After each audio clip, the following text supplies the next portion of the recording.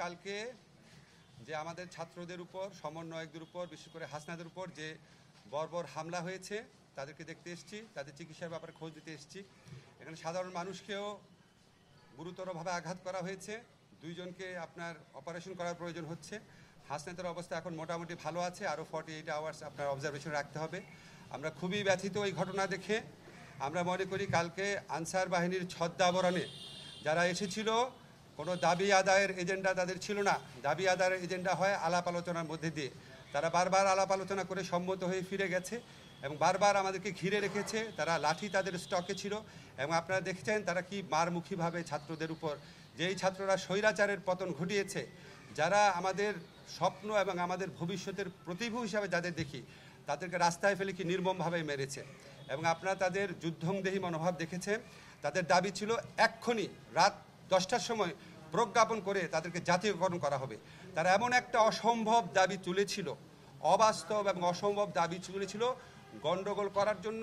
এবং আমরা সারা সচিবালয় ঘেরাও করে রেখেছিল, হয়তো আরও অনেকে যোগ দিত। একটা ভয়াবহ পরিস্থিতি হতে পারত। যেই জাগ্রত ছাত্র সমাজ যারা স্বৈরাচারের পতন ঘটিয়েছে, তারা আবারও তাদের যে অপরিসীম ত্যাগের ভূমিকা, তারা এই পুরা পরিস্থিতিটা তারা মোকাবেলা করার পর আবারও যারা অপশক্তির দোসর আছে, যারা বিভিন্ন ছদ্মাবরণে ছাত্র জনতার বিপ্লবকে নস্যাৎ করতে চায়, তাদের জন্য একটা বার্তা দিয়েছে যে এই দেশের ছাত্র সমাজ জাগ্রত রয়েছে, কোনো ষড়যন্ত্র সফল হবে না। এবং যারা ষড়যন্ত্র করবে, যারা এই ছাত্র জনতার গণ অভ্যুত্থানকে দাবি আদায়ের ছদ্মাবরণে বা বিভিন্ন অজুহাতে, বিভিন্ন ছদ্মাবরণে যারা এটাকে নস্যাৎ করতে চাবে, তাদের বিরুদ্ধে আমরা তো প্রচলিত আইনে ব্যবস্থা নিব, প্রচলিত আইনে।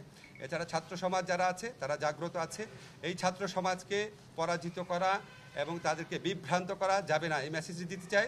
এবং আর যারা সঠিক পথে দাবি আদায়ের আন্দোলন করছেন, আপনাদের কাছে অনুরোধ, আপনারা বিবেচনা করে দেখবেন 17 বছরের বৈষম্য এবং শোষণ 17 দিনে কি করা যায়, এটা একটু বিবেচনা করে দেখবেন।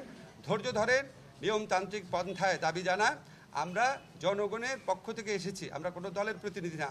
অবশ্যই আমরা সবার স্বার্থ নিশ্চিত হয় এমনভাবে সমাধান দেওয়ার চেষ্টা করব, তবে সেটা সময় লাগবে।